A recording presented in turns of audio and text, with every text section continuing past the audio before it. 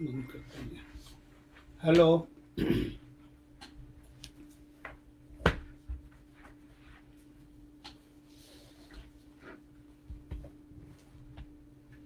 मैं मिथिलेश श्रीवास्तव आपको सुप्रभात। जहाँ मैं हूँ अभी वहाँ सुबह के 5:30 बजे हैं और इंडिया में शाम के 6 बजे होंगे। इस फेसबुक लाइव पर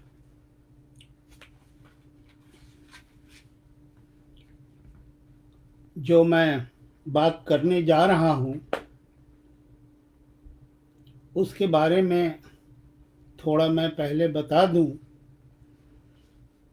आज 23 अगस्त है। चिंतन साहित्यिक एवं सांस्कृतिक संस्था के संस्थापक अंशु कुमार चौधरी का निमंत्रण इस व्याख्यान के लिए जब मुझे मिला तो मैंने उनसे विष्णु खरे पर बोलने की इच्छा प्रकट की। तो हम दोनों के बीच यह विषय तय हो गया। हम में से किसी ने नहीं पूछा या सोचा कि आज 23 अगस्त को विष्णु खरे पर ही हमें क्यों बात करनी है।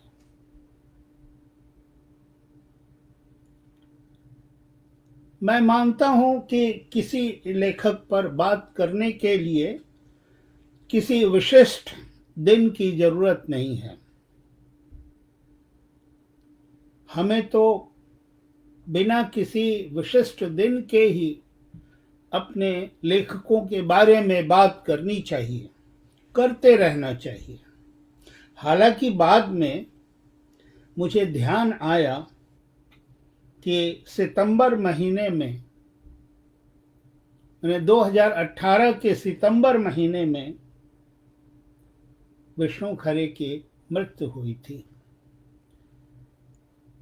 तो अब अगस्त और सितंबर तो एक संबंध इस तारीख का विष्णु खरे के साथ बन जाता है, जो कि अपने आप बन गया।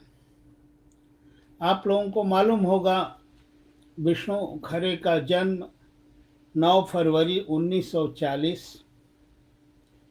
और उनकी मृत्यु दिल्ली में 19 सितंबर 2018 को हुई थी। तो अब इस तरह 23 अगस्त की अहमियत को विष्णु खरे से हम जोड़कर देख सकते हैं। एक दो बातें करने के बाद मैं विष्णु खरे पर आऊंगा। पहली बात है, मैंने अंशु कुमार चौधरी से, जो कि दिल्ली विश्वविद्यालय के छात्र हैं, से मैंने पूछा कि क्या उनके विश्वविद्यालय के हिंदी साहित्य के सिलेबस में विष्णु खरे को पढ़ाया जाता है।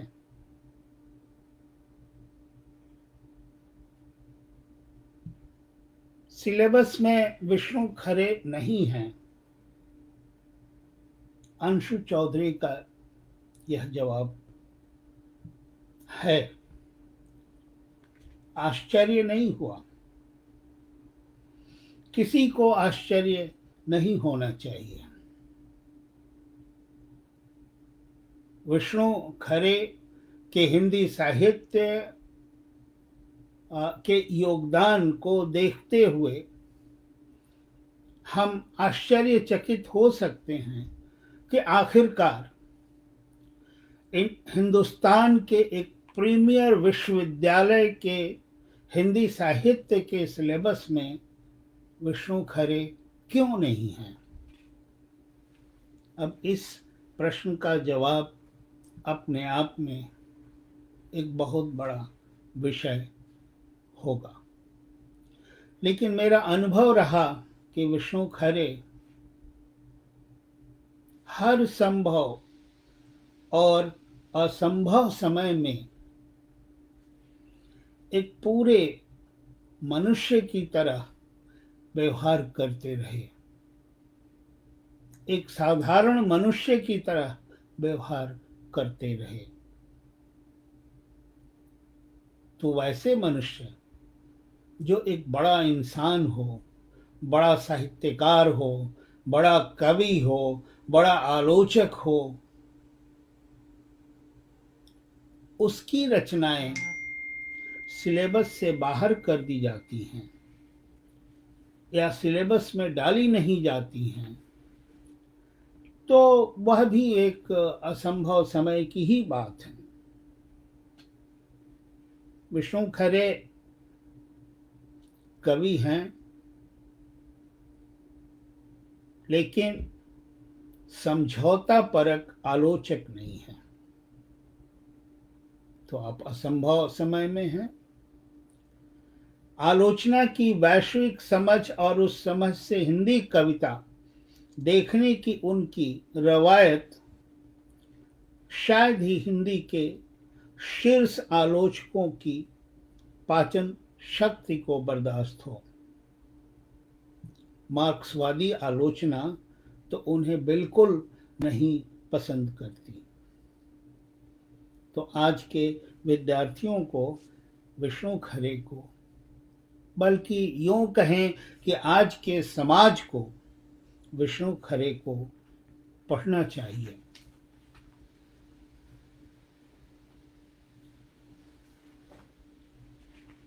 मैं अपने और उनकी के बीच जो हमारे संबंध रहे,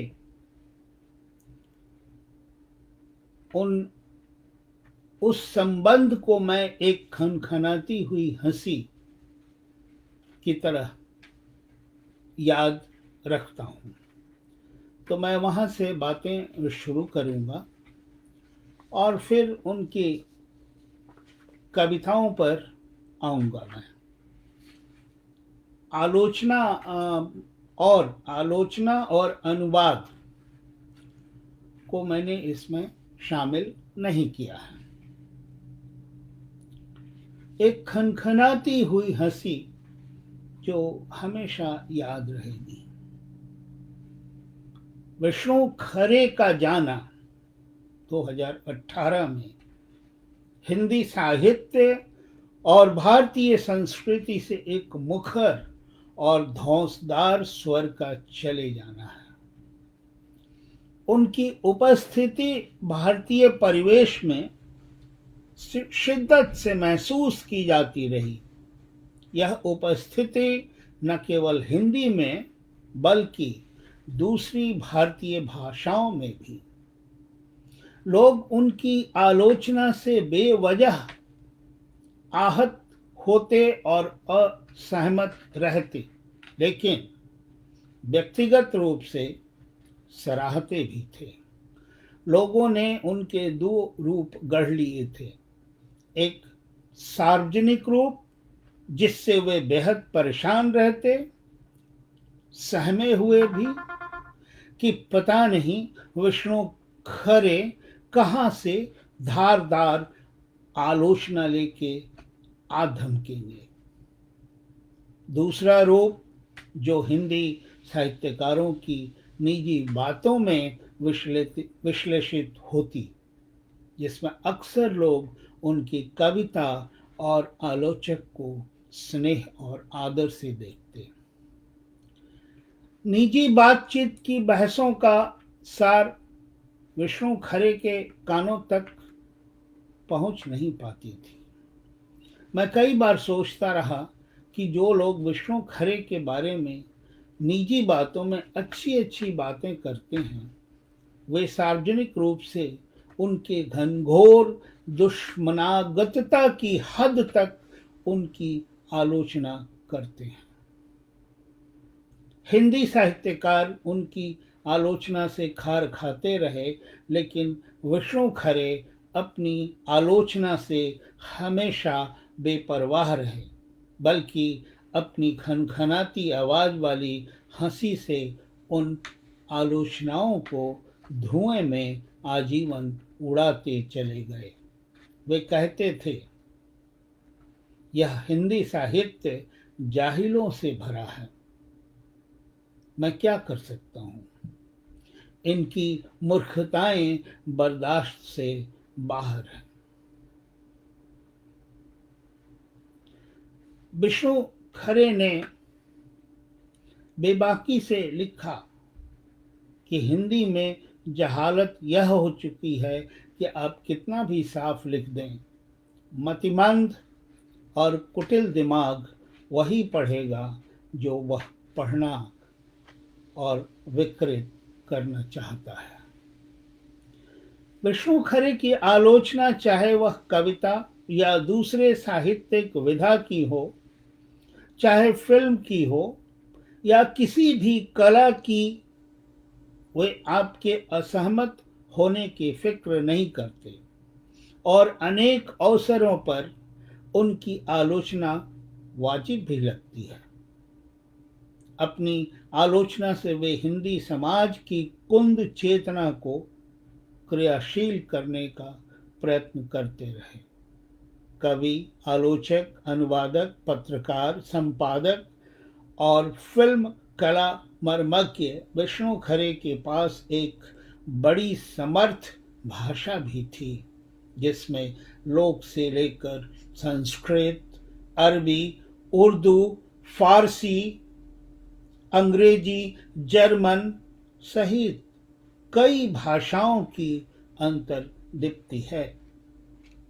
विष्णु खरे आलोचना का प्रयोग किसी सुविधा या किसी की कृपा पाने या किसी को आहत करने के लिए नहीं करते थे। वे संस्कृति विमर्शवादी थे और संस्कृति के दायरे में रचना, व्यक्ति का व्यवहार और समाज का रचाव सब आता है। वे सही मायने में आलोचक थे, क्योंकि जो उन्होंने पा लिया है उसे पल भर में त्याग देने का साहस भी था और शौर भी। मतभेदों को समझौते में बदल देने के खिलाफ रहे। अगर उनके जीवन वृत्त को गौर से देखा जाए, प्रतिरोध उनके मिजाज में था। साहित्य अकादमी से इस्तीफा इसलिए दे दिया क्योंकि उनका तबादला चेन्नई कर दिया गया था।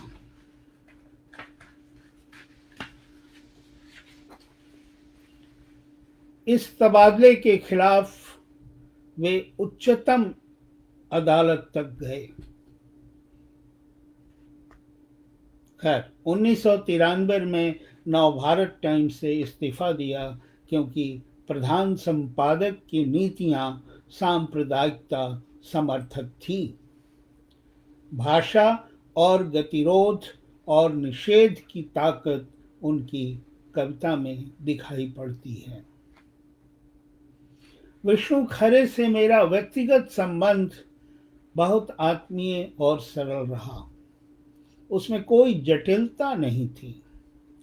हमें आपस में संवाद करने में कभी कोई दिक्कत नहीं आई, खास करके उनके जैसे विद्वान से जो हर तरह से अपने समकालीनों में 20 पढ़ते थे। और विष्णु खरे किसी को भी कोई रियायत देने के मूड में कभी नहीं रहे। आप अखाड़े में उतर रहे हैं तो पूरी तैयारी के साथ उतरें। उनसे किसी रियायत की उम्मीद न करें।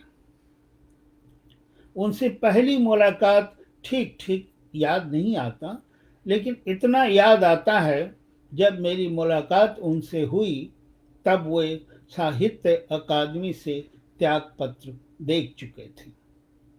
दूसरे रघुवीर सहाय तब जीवित थे। उन दिनों मैक्स मिलर भवन में साहित्यिक गतिविधियां बहुत हो रही थी। आधुनिक भारतीय भाषाओं और साहित्यों के अध्ययन के प्रणेता और विष्णु खरे के परम मित्र स्वर्गीय प्रोफेसर लोठार लुत्से दिल्ली में रहते थे और उनकी वजह से मैक्स मिलर भवन साहित्यिक गतिविधियों का केंद्र बना हुआ था। वे दिन अजब किस्म की सनसनी के थे। उत्तेजना फैली रहती। वही नहीं बल्कि अखबार के दफ्तरों में भी विचार, समाज और साहित्य पर उत्तेजक बहसें चला करती। मुझे याद है जनसत्ता उन दिनों आईटीओ पर था और उसमें अनेक मित्रों के अलावा मंगलेश डबराल भी थे, जिनके होने मात्र से जनसत्ता का दफ्तर अपना जैसा लगता था। विष्णु खरे और लोठार लुत्से के रहते मैक्स मिलर भवन ऐसा लगता जैसे मैं उसी का हिस्सा हूं। मैक्स म्यूलर भवन के कार्यक्रमों में आते जाते विष्णु खरे से गहरी आत्मीयता बढ़ी, ऐसा मुझे लगता है। फिनलैंड के महाकाव्य के हिंदी अनुवाद काले वाले की प्रति उन्होंने मुझे मैक्स म्यूलर भवन में ही दी थी। दूसरे नवभारत टाइम्स के दिल्ली में संपादक बने तो वहां भी आना जाना हुआ। नवभारत टाइम्स के रविवारी में उन्होंने मेरी एक कविता बेटियों की उम्र आंकते दोस्त बहुत प्यार और सम्मान से छापा था, यह कहकर कि मिथिलेश, आपकी यह कविता मुझे बहुत पसंद आई है, इसलिए छाप रहा हूँ। मेरी यह कविता मेरे पहले कविता संग्रह किसी उम्मीद की तरह में संकलित है। बाद में जब मैंने बेटियों पर उनकी कविताएं पढ़ी तो जाना कि बेटियों को लेकर उनकी संवेदना कितनी गहरी हो जाती है। मैक्स मुलर भवन और आईटीओ अंकुरित रिश्ता धीरे धीरे पारिवारिक हो चला। इतना पारिवारिक कि उनके मुंबई चले जाने के बाद जब भी मुंबई गया उनके साथ एक दो शामें बिताए बगैर लौटा नहीं। वे जब दिल्ली आते, जहां भी ठहरते, मुझे फोन करते और आने के लिए कहते। उनके साथ कुछ देर बिताकर मैं ऊर्जा से भर जाता। रघुवीर सहाय की तरह ही विष्णु खरे भी साहित्य और विचार के छोटे छोटे इनिशिएटिव को ऐसे सराहते जैसे कोई बड़ा काम हो रहा हो। एक बार का मैं वाकया आप लोगों को सुनाता हूँ। वे मेरे दिल्ली के साकेत वाले घर आए थे। कई मित्र एक साथ बैठे थे। बैठे बैठे संगीत पर चर्चा शुरू हुई और गाना गाने का दौर शुरू हो गया। मेरे मित्र सुनील मिश्रा और विष्णु खरे में गाने की प्रतियोगिता शुरू हो गई, जो 4 बजे भोर तक चली। हमने देखा उनकी खरखराती और खनकती आवाज में लय का जादू है। सधे हुए सुर और गानों के एक एक अल्फाज उन्हें याद थे। हमने उनकी यादाश्त को दाग दिया। 4 बजे भोर में अपने पुराने स्कूटर पर बैठकर अपने मयूर विहार वाले घर के लिए रवाना हुए। रात के अंधेरे और वीराने से बेखौफ। यह वो असंभव समय है। हमने आग्रह किया कि आप रह जाएं, सुबह जाएंगे, लेकिन विष्णु खरे ने कहा, नहीं, घर तो जाना है। और फिर उन्होंने किक मारना शुरू किया, स्कूटर स्टार्ट किया और उसी स्कूटर पर बैठकर और वो मयूर विहार वाले अपने घर के लिए उस 4 बजे भोर में रवाना हुए थे।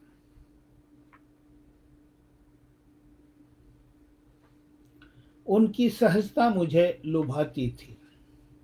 साहित्यकारों और कवियों को बड़े और छोटे के खांचे में बांट कर देखना उनकी आदत में नहीं था। सबके साथ एक जैसा प्यार और दुलार उनके सरल स्वभाव में शामिल था। लेकिन यही विष्णु खरे जब आलोचना के असली पिच पर उतरते हैं तो न संबंध का लिहाज करते हैं, न किसी विद्वता की। उनकी आलोचना की पद्धति को दिल्ली के रचनाकार सहज भाव से नहीं लेते, जिसका नतीजा यह हुआ कि वे शायद उपेक्षित महसूस करते रहे होंगे। बीच में मुंबई छोड़कर छिंदवाड़ा भी चले गए थे। मैंने पूछा था, छिंदवाड़ा? उनका कहना था कि पढ़ने लिखने के लिए छिंदवाड़ा जाते हैं। एक समय ऐसा भी आया कि मेरे और उनके बीच बातचीत एकदम बंद हो गई। 17 मई 2015 की अपनी डायरी में मैंने दर्ज किया है, कल शाम शानी पर त्रिवेणी कला संगम सभागार में उनकी रचनावली का लोकार्पण समारोह था। नामवर सिंह अध्यक्षता और अशोक वाजपेयी, विष्णु खरे, विश्वनाथ त्रिपाठी इत्यादि वक्ता। चाय नाश्ते के वक्त कई लोगों से मुलाकात हुई। रविंद्र त्रिपाठी मिले और मिलते ही बोले कि इधर आप मोटे हो गए हैं, और आगे बढ़ गए। मुझे अच्छा नहीं लगा। विष्णु खरे, जिनसे आत्मीय संबंध होने का दावा कर सकता हूं, ऐसे मिले जैसे मुझे जानते ही नहीं हैं। मुझे बुरा लगा। पिछले साल अचानक पता चला कि वे हिंदी अकादमी के उपाध्यक्ष बनकर दिल्ली आ गए हैं। विष्णु खरे ने मुझे याद नहीं किया और मैंने भी उनको बधाई नहीं दी। लेकिन विष्णु खरे को लेकर मुझे चिंता जरूर हुई, क्योंकि एक साहित्यकार के लिए हिंदी अकादमी का उपाध्यक्ष का पद सत्ता समान है और विष्णु खरे को कई सारे स्कोर दिल्ली में सेटल करने थे। मैंने कुछ मित्रों से कहा भी कि निजी हित में विष्णु खरे को हिंदी अकादमी में नहीं आना चाहिए था, लेकिन वे तो अब आ चुके थे। उनसे मेरी जरा सी मुलाकात हिंदी अकादमी के चंद्रकांत देवताले पर हुए कार्यक्रम के दौरान त्रिवेणी सभागार के परिसर में हुई, चाय वाले एरिया में। उनको देखकर मैंने नमस्ते किया और उन्होंने मुझसे चाय नाश्ता करने को कहा। यही मेरी अंतिम भेंट उनसे हुई थी। फिर खबर आई वे अस्पताल में हैं। फिर खबर आई कि वे नहीं रहे। कारण बताया गया, मस्तिष्काघात। मेरा पूर्वानुमान सही निकला था। बहुत अफसोस हुआ। एक मजबूत दीवार जो हमारे चारों ओर ढाल बनकर खड़ी रहती थी, ढह गई। उन्होंने मुझसे जो अबोला किया उसका कारण मैं ठीक ठीक समझ नहीं पाया। आखिर विष्णु खरे मुझसे चाहते क्या थे, या बेहतर कहना यह होगा कि इस जमाने से वे चाहते क्या थे। क्या वे धीरे धीरे अकेले होते चले गए थे, या लोगों ने अकेले कर दिया था अपनी अपनी उपेक्षाओं से। रचना के स्तर पर कोई उन्हें पछाड़ सकता नहीं था, तो उनकी आलोचना दृष्टि का जवाब लोग अपनी उपेक्षा से देते। उनके बिना रह भी नहीं सकते थे और उनकी उपेक्षा किए बिना भी। विष्णु खरे की कविता कवर ड्राइव की कुछ पंक्तियां यहाँ उद्धृत करना मुझे समीचीन लगता है। देखिए, इन पंक्तियों में, कभी रहा होगा क्रिकेट, आज नहीं रहा प्रतिष्ठा का प्रश्न। लेकिन क्या बात है कि मैं अब भी क्रीज पर खड़ा होकर अपनी कवर ड्राइव आजमाना चाहता हूं। कवर ड्राइव आजमाने की तीव्र चाहत रखने की वकालत करने वाले विष्णु खरे लोगों की उपेक्षाओं से डिगने वालों में नहीं थे। विष्णु खरे की कविता का मैं सक्रिय पाठक रहा हूँ, अब भी हूँ। मुझे उनकी कविता पसंद तो है ही, कविता की उनकी अदायगी भी मुझे आकर्षित करती है। बल्कि कहना चाहिए कि वे कविता को परफॉर्म करते हैं। मंच पर एक जगह खड़े होकर कविता पढ़ते नहीं, कविता को परफॉर्म करते।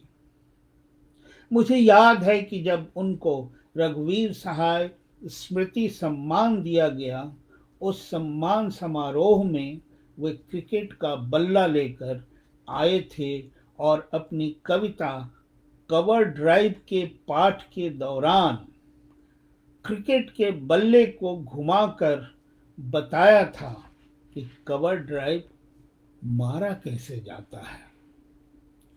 उस समारोह में जो लोग भी उपस्थित रहे होंगे उन्हें याद होगा। मैंने उन्हें कई जगह कविता पाठ करते सुना। सभी जगह कविता परफॉर्म करने की वही चाहत दिखाई पड़ती। कवर ड्राइव की कुछ और पंक्तियां।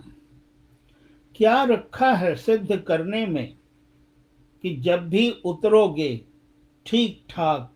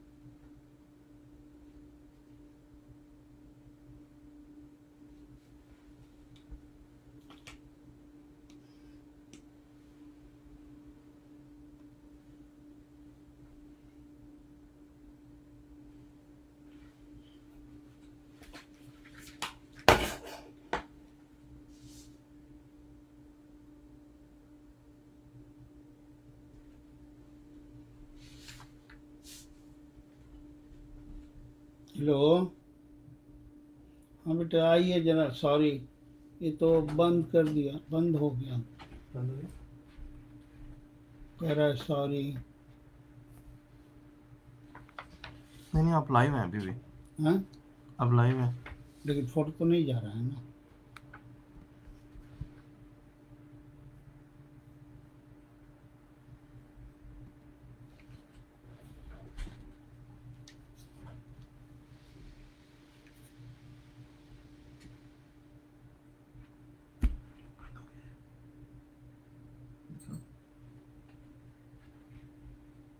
क्या चल रहा है। चल रहा है? अच्छा, मैं नहीं देख पा रहा हूँ। जल्दी बोलिए। अच्छा ठीक है, ठीक। बंद कर दीजिए।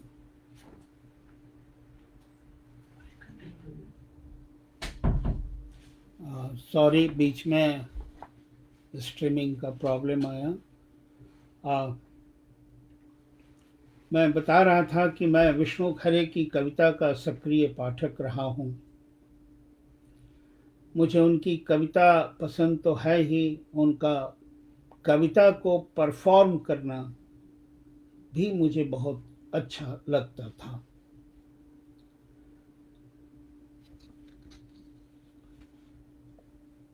कवर ड्राइव की कुछ और पंक्तियां मैं आप लोगों को सुना रहा हूं। क्या रखा है सिद्ध करने में कि जब भी उतरोगे ठीक ठाक खेल ही लोगे, फिर भी किशोरों के रविवारी प्रैक्टिस मैच देखने रुके रहते हो। तटस्थ दिलचस्पी दिखाते हुए कि उनमें से कोई चाहे कहे किसी दिन, आइए अंकल खेलिए। कविता में विष्णु खरे की कोई सानी नहीं है। कविता की गद्यात्मकता को इस ऊंचाई तक ले गए कि गद्य एक छंद की तरह हो गया। समकालीन कविता की दो विशेष खूबियां हैं। पहली उसकी गद्यात्मकता और दूसरी उसका कंटेंट। विष्णु खरे की कविता में दोनों अपने सघन रूप में हैं। उल्लेखनीय बात यह है कि उनकी कविता का गद्य गद्य की तरह लगता नहीं है। कविता पढ़ते समय एहसास होता है कि हम जो पढ़ रहे हैं वह कविता है किसी ऐसे छंद में जिसके बारे में ग्रंथों में कोई जिक्र नहीं, कि हम एक ऐसे छंद में कविता पढ़ रहे हैं जिसका आविष्कार होना बाकी है। कंटेंट अर्थात कविता का कथ्य इतना सघन होता है उनकी कविता में, उसको उसकी गद्यात्मकता से विलगाना असंभव होता है। छंद से न कथ्य अलग हो सकता है न कथ्य से छंद। इसे अंग्रेजी में इंटरवोविन कहते हैं, एक दूसरे से गुथा हुआ। विष्णु खरे की लगभग सारी कविताओं में यह प्रघटित परिघटित होता दिखाई देता है। तीसरी विशेषता है कविता के ब्यौरे। हर कविता में ब्यौरे और ब्यौरे गद्यात्मकता और कथ्य के साथ गुथा हुआ। ब्यौरे धैर्य की मांग करते हैं और अगर उनकी कविता पढ़ते हुए पाठक ने धैर्य बनाए रखा तो महसूस होगा कि कोई भी ब्यौरा अप्रासंगिक नहीं है, कोई भी ब्यौरा जबरन ठूसा हुआ नहीं है। अगर बीच कहीं से कोई एक ब्यौरा बिलगा दीजिए तो कविता का पाठ ही बिगड़ जाएगा। गद्यात्मकता, कथ्य और ब्यौरे विष्णु खरे की कविता का आस्वाद निर्मित करते हैं। चौथी बात जो मुझे आकर्षक लगती है वो है कि बेवजह कविता में भावुकता नहीं है। मतलब कि कोई कविता पढ़ते पढ़ते आपका गला रूंधता नहीं है। भावुकता और दया भाव मुक्त कविता किसे कहते हैं, विष्णु विष्णु खरे की कविता से जाना जा सकता है। उनकी अधिकांश कविताओं में मैं का प्रयोग नहीं मिलता है। वह उनका नायक है जो एक खास दूरी से या एक खास कोण से इस समाज को देखता है और समझने की कोशिश करता है, और शायद इसीलिए कभी अनावश्यक भावुकता का शिकार नहीं होता और न अपने पाठक पर भावुकता का दबाव डालता है। एक रुखड़े यथार्थ को ब्यौरों से अभिव्यक्त करना विष्णु खरे की खासियत है। ऐसे ब्यौरे जो आम आदमी को रोजमर्रा के जीवन में रोज की बात लगती है, उन स्थितियों से गुजरता है और सहजता और रोज की बात कहकर दूसरी स्थितियों में चला जाता है। कवि को उन स्थितियों में कविता चमकती हुई दिखती है।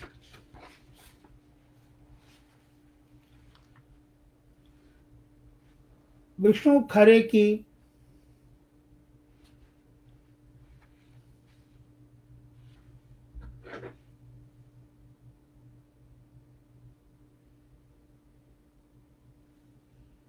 ये तो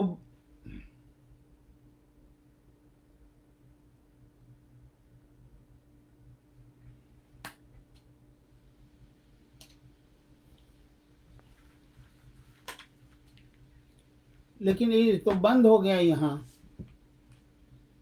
नहीं बंधु, करते जाएं।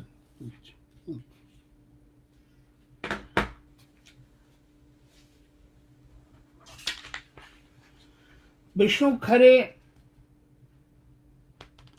के संग्रहों में अनेक लंबी कविताएं हैं जो मुझे पसंद हैं।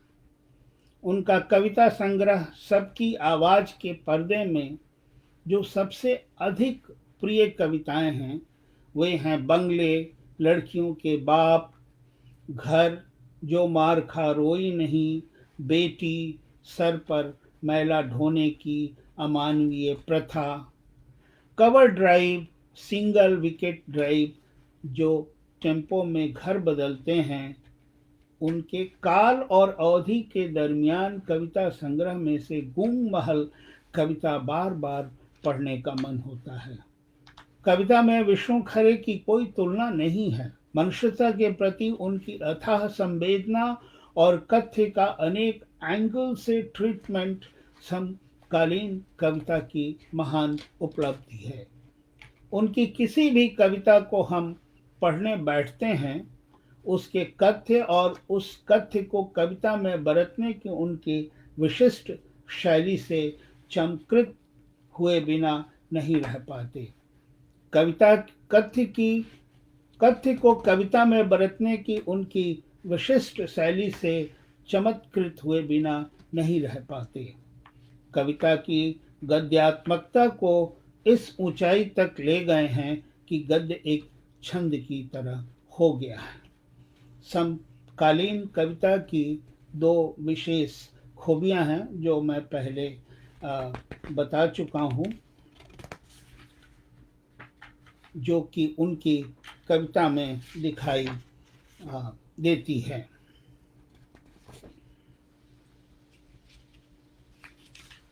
विष्णु खरे निम्न मध्य वर्ग के लोगों की निराशा, आशा, जिजीविका, लंपटपन, गरीबी, बदहाली, घुटन, आकांक्षाओं, परस्पर व्यवहार की सामाजिक दृष्टि से अपनी कविता में समीक्षा करते हैं। दरअसल ऐसी समीक्षा किसी और की कविता में नहीं मिलती है।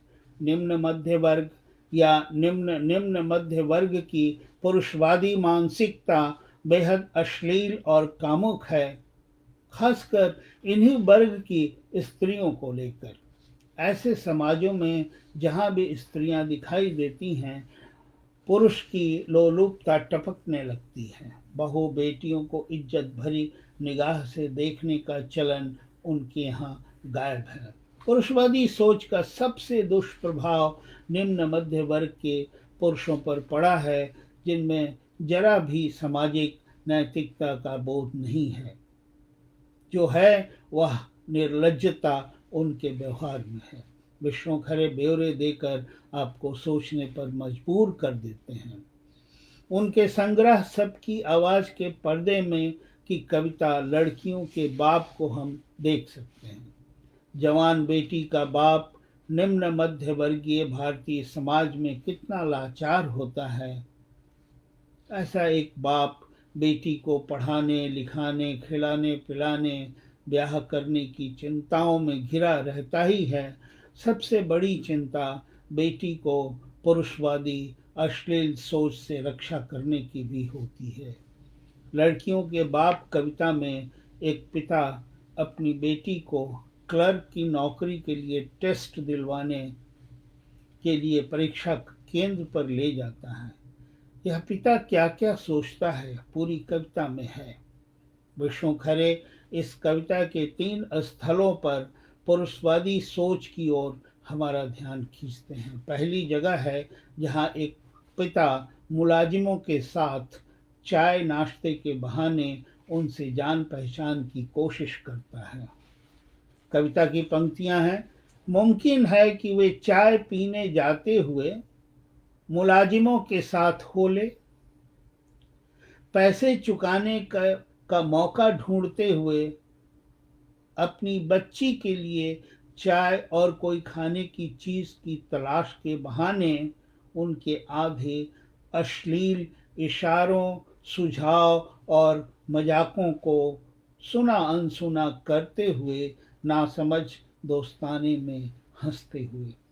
दूसरा दृश्य इसी कविता में है। साइकिल स्टैंड के पास, जहाँ पिता साइकिल के कैरियर पर टाइपराइटर बांधता है और अपनी बेटी के साथ घर की ओर प्रस्थान करता है। वे बांधते हैं टाइपराइटर कैरियर पर। स्टैंड वाला देर तक देखता रहता है नीची निगाह वाली लड़की को। इन दो दृश्यों के बीच एक दृश्य और आता है, जिसमें सरकारी मुलाजिमों की अश्लील प्रवृत्तियों पर टिप्पणी है। जब इंटरव्यू लेने वाले, ये कविता की पंक्तियां हैं, जब इंटरव्यू लेने वाले अफसर अंग्रेजी में मजाक करते हुए बाथरूम से लौटकर अपने अपने कमरों में जा चुके होते हैं। वैसे तो विष्णु खरे की कविता टुकड़ों टुकड़ों में नहीं पढ़ी जा सकती है, पढ़ी जानी भी नहीं चाहिए, लेकिन यह पूरी कविता उद्धृत भी नहीं की जा सकती है। इसी तरह के अश्लील व्यवहार को दिखाने वाला दृश्य इसी संग्रह की कविता जो टेम्पो में घर बदलते हैं में है। बेटा, कविता की पंक्तियां हैं, बेटा, बहू, एक किशोर होती हुई लड़की अपने छोटे दो भाई बहनों के साथ बैठे हैं, टेम्पो वाले और उनके क्लीनर से सटे हुए, जो किराए को लेकर हुए मोल भाव से ही समझ गया था और क्लीनर को सुनते हुए चोली के पीछे क्या है गाने लगा था। सिर नीचा किए किशोरी बरसने लगी छोटों को कि साथ न गाएं, ताल न दें। गिरस्तीन देखती है पति को, जो अतिरिक्त गौर से देख रहा है ट्रैफिक को। इन ब्यौरों में बहुत कुछ है। एक माँ है, एक असहाय पिता है, एक किशोरी बेटी है, एक क्लीनर है, एक बस ड्राइवर है, और चोली के पीछे क्या है सरीखा अश्लील इशारा है। माँ पिता को देखती है और पिता ट्रैफिक को देखता है। जलील किशोरी बेटी को खोना पड़ता है, पूरी व्यवस्था के असहाय होने का संकेत है। इस समाज में लड़कियों को हर जगह जलील होना पड़ता है। जलील होती बेटी को जलील होने से बचाने के बजाय एक असहाय पिता गौर से ट्रैफिक को देखता है। अपनी लाचारी से बचने का कोई और युक्ति उसके पास नहीं है। इस समाज ने ऐसे पिताओं को इतना लाचार बना दिया है कि उनमें वास्तविकता से पलायन में ही भलाई दिखता है। इस संग्रह की कविता बेटी में करुण अभिव्यक्ति है। पंक्तियां हैं, लेकिन मन ही मन मैंने उसे बेटी जरूर कहा। 50 बरस की उम्र में यह पहली बार था कि 22 साल की किसी पराई लड़की को मैंने वैसा माना। सुबह फिर निकल जाती हैं मेरी हजारों बेटियां, एक परेशान डरी हुई अपमानित उम्मीद लिए, अपने असली पिताओं से अलग उस पिता की तलाश में जो उन्हें बेटी या काबिल माने न माने रख ले। मुलाजिम, अफसर, स्टैंड वाला, ड्राइवर, क्लीनर, मेफिस्टोफेलिस चरित्र शैतान का यूनानी नाम है, मेफिस्टोफेलिस, हैं जो निम्न मध्य वर्गीय लोगों को उनकी नैतिकता से गुमराह करने की नापाक कोशिशों में लगे रहते हैं, और यह निम्न मध्य वर्ग इन शैतानों से चुपचाप निर्विरोध किसी तरह बचते रहने की कोशिश करते हैं। यह निम्न मध्य वर्ग किसी ईश्वर का अवतार नहीं है, लेकिन निर्विघ्न जीवन के लिए कड़ा संघर्ष करता है, और उस संघर्ष में अपने आप को इतना डुबो देता है कि शैतान को गुमराह करने का मौका ही नहीं मिले। मेफिस्टोफेलिस चरित्र भी इसी धरती पर जन्मे हैं और उन्होंने अपनी अलग नैतिकता बना ली है। तो इस तरह दो तरह की नैतिकताओं वाले इंसान विष्णु खरे की कविता में आते हैं, जिनकी आपस में टकराहटें होती हैं, जो जीवन का, समाज का यथार्थ है। इस यथार्थ के जितना करीब विष्णु खरे गए हैं, किसी और के वश की बात नहीं। मजे की बात यह है कि यह यथार्थ बदलता नहीं है। सारे राजनीतिक और सामाजिक इनिशिएटिव के बावजूद लड़कियों के प्रति शैतानों का नजरिया नहीं बदलता। संघर्षशील लोगों के प्रति मुनाफाखोरों का व्यवहार नहीं बदलता। आसानी से लोगों को उचित रोजगार नहीं मिलता। शोषण की प्रवृत्तियां नहीं बदलती। निम्न मध्य वर्ग अपने संघर्षों का ही भेंट चढ़ जाता अगर उसने इन शैतानों से बच निकलने का रास्ता ढूंढ नहीं लिया होता अपनी चुप्पी और निर्विरोधता में। अगर ऐसा नहीं होता तो टेम्पो में घर बदलता हुआ पिता अपनी बेटी पर फब्ती कसने वालों का जरूर विरोध करता, लेकिन क्योंकि वह जानता है कि हर मुकाम पर उसे अकेले लड़ना है, चुपचाप रहना है। लेकिन यह सहज और मानवीय स्थिति नहीं है, हम सब जानते हैं।